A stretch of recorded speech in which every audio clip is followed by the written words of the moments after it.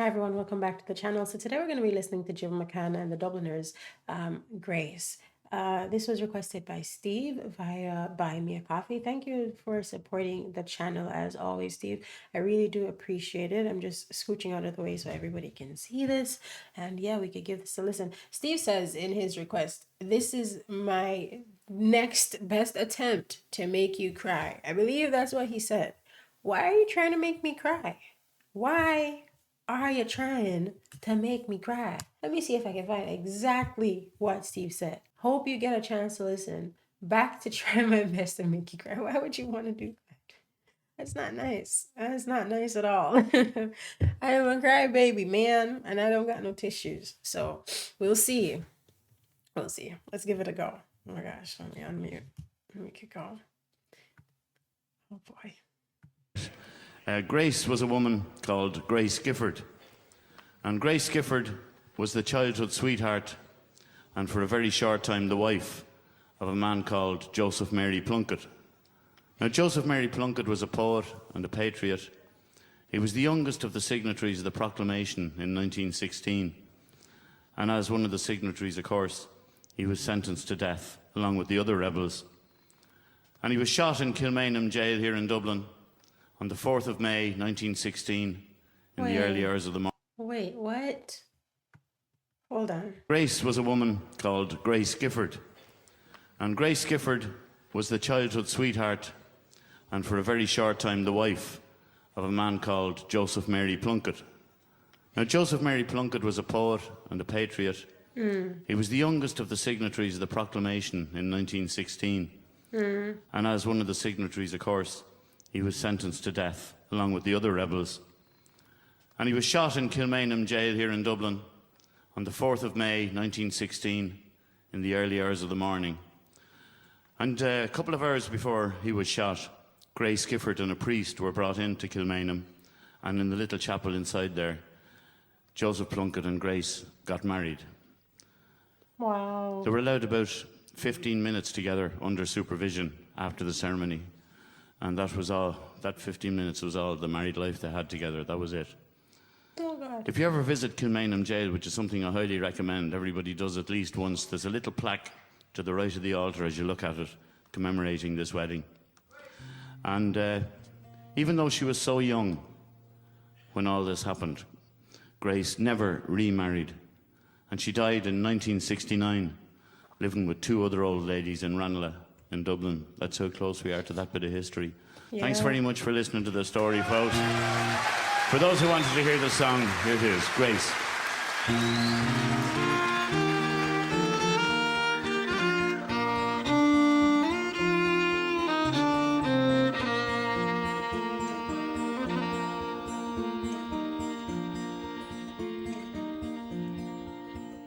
As we gather in the chapel here in old Kilmainham jail, I think about these past few weeks. Oh, will they say we failed? From our school days they have told us we must yearn for liberty.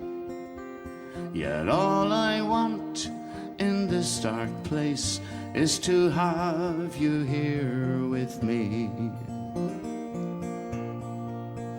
Oh, Grace, just hold me in your arms and let this moment linger. They'll take me out at dawn and I will die. With all my love I'll place this wedding ring upon your finger. There won't be time to share our love, for we must say goodbye.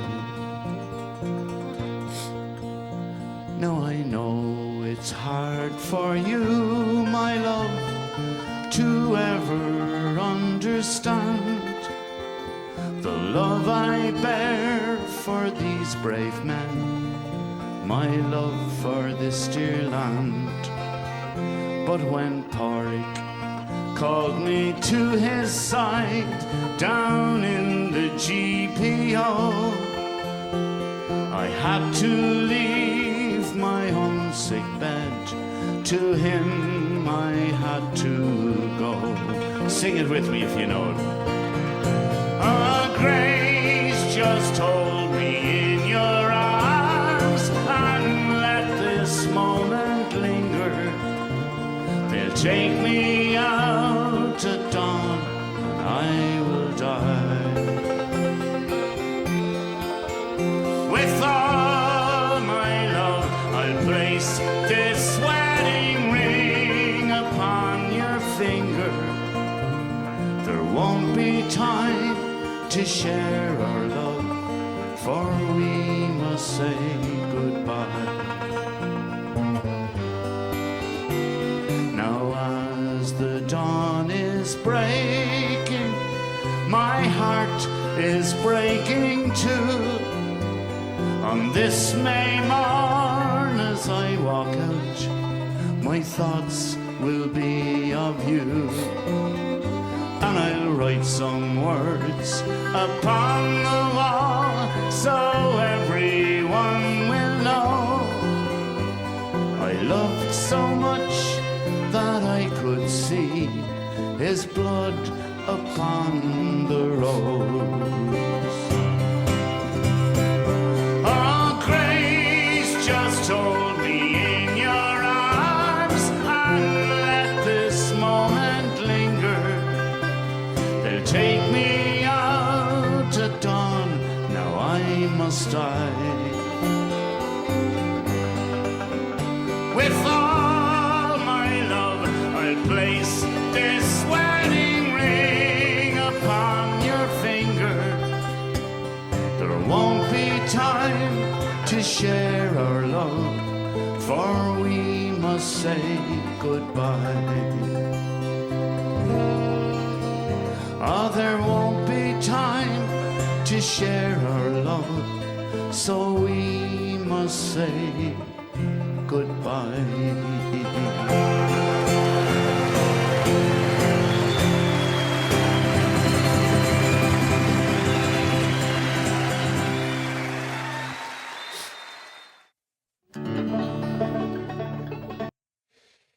Wow. I guess when somebody tells you they're trying to make you cry, you should be prepared to cry. Excuse me while I go grab myself some tissues. Okay, I'm back. That was very heartbreaking. Very heartbreaking, very sad. I think what he said about that closeness to that bit of history is so important, because people think we're so far removed from a lot of the atrocities in the world, but we are not. We are very close to a lot of the things that have happened. I've never even heard this story before.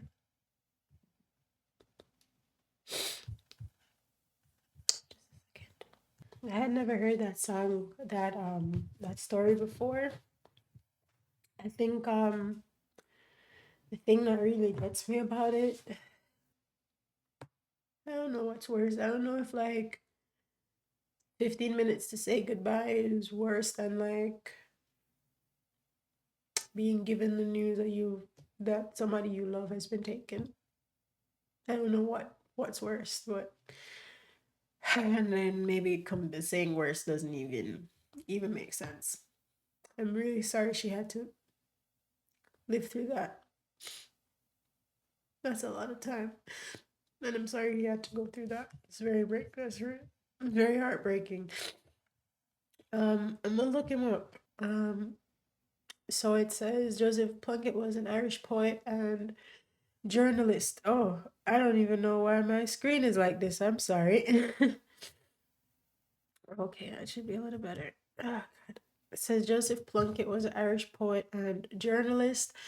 Born November 27, 1887, died on May 4th, 1916. His wife, Grace Guilford, so sad. Joseph Mary Plunkett was an Irish poet.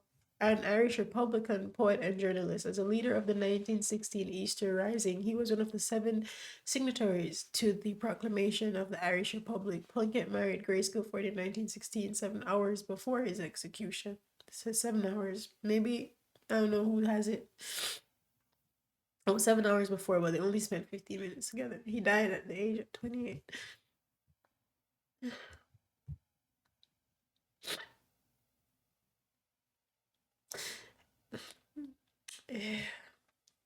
Joseph Plunkett was born on this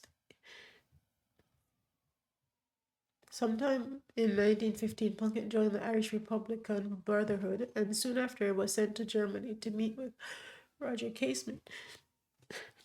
What?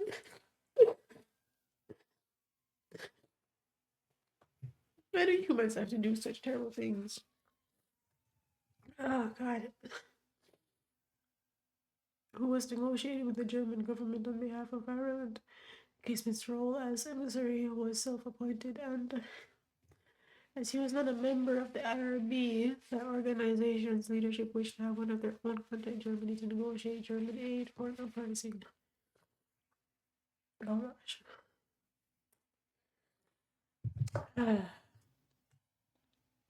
I can't read through this. Here. This is too much.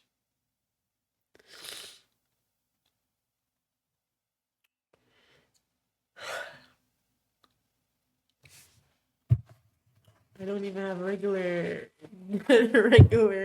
tissue. All I've got is toilet paper. Oh my god. Oh my god, man. Where is his poetry? Poems. I trust Internet Archive. Poems, Joseph Mary Plunkett. Poems. The frontispiece is from a memory drawing by Mrs. Joseph Plunkett. Is it the Dublin, the top of Paris, 1916? Wait, is a drawing by Mrs. Oh, she drew this of him? She drew this in 1916. Oh my god. Oh, I lost it. That's incredible. She signed it. Wow. Okay. That's incredible. You see? Oh my god. Her signature is right there. Joseph Mary Plunkett. Printed by the Educational Company of Ireland. Seals of Thunder, Invocation, Daybreak, The Splendor of God, Invitation, In the Wilderness, The Spark. Wow, he wrote a lot of poems. This has some background about where he was born and who he was born to. I just want to see some of his poetry. I'll probably read the whole thing. But until then,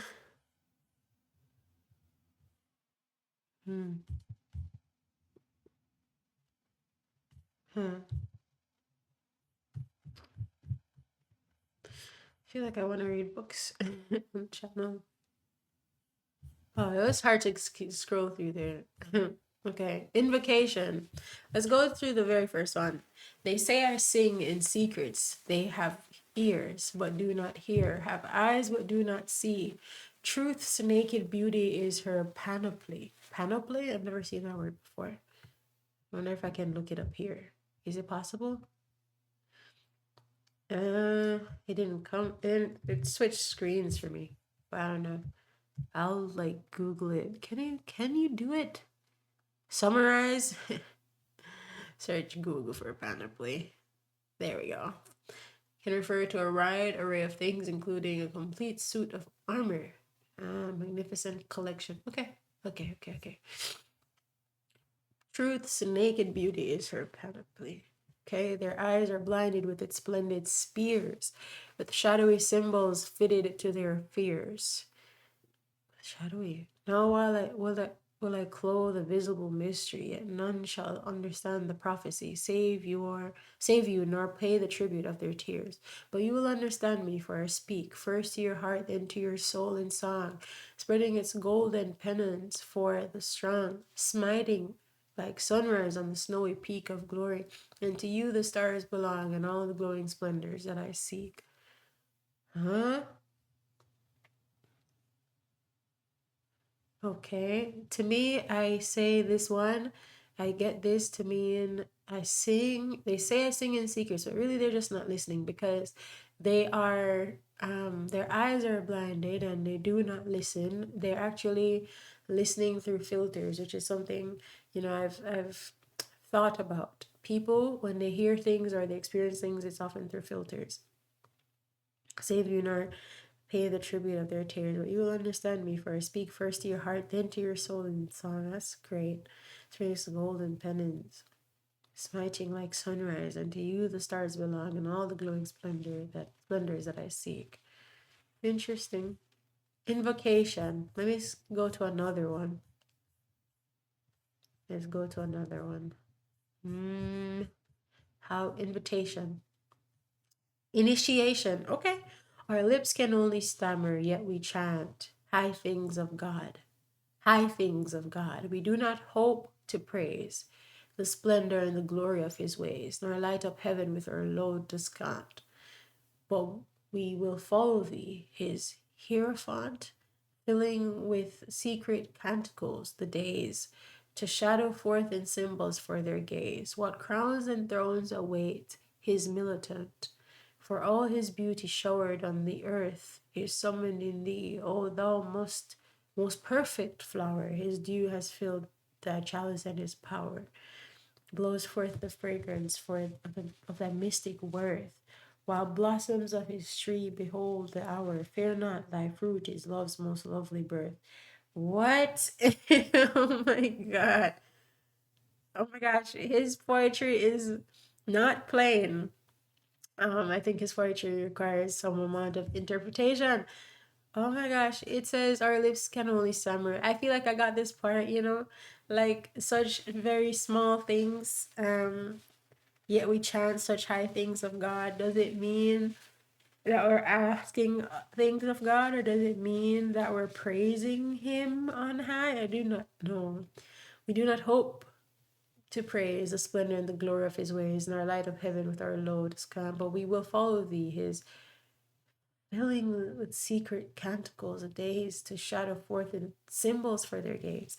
What crowns and thrones await his militant is summoned in thee, O most perfect flower. His dew has filled thy chalice, and his power, I see, blows forth the fragrance of thy mystic worth. White blossom of his tree, behold the hour. Fear not, thy fruit is love's most lovely birth. That's so interesting. Okay, Joseph. It's a wonderful thing to actually have your poetry in front of me and be able to read this and partake in the work of this person. There, he uses words that I do not know. That excites me greatly. Well, Steve, mission completed. This was a beautiful song, beautiful delivery, a wonderful tribute by the Dubliners and Jim McCann. I you know, I will forever respect musicians who use their platforms to not just educate, you know, not just to entertain, but to educate and to also share things that they have learned with us as well, because it's really important for us to get this kind of information. So, you know, I enjoyed it greatly. I'm glad to know. I'm glad to know, for it is not right for me to proceed through my life without the knowledge of Joseph and Grace. So, you know, I hope we do better. I hope we work harder to ensure that things like this do not happen. But from what I can see, it doesn't look like we've learned our lesson just yet. So, gosh, that's so sad. I'm so sorry. That's such a sad note. God, man, that's crazy. That's crazy. Well, for what it's worth, I hope you enjoyed the reaction. I'm gonna need a few moments to recover, but I shall be seeing you in the next one once I have. Peace.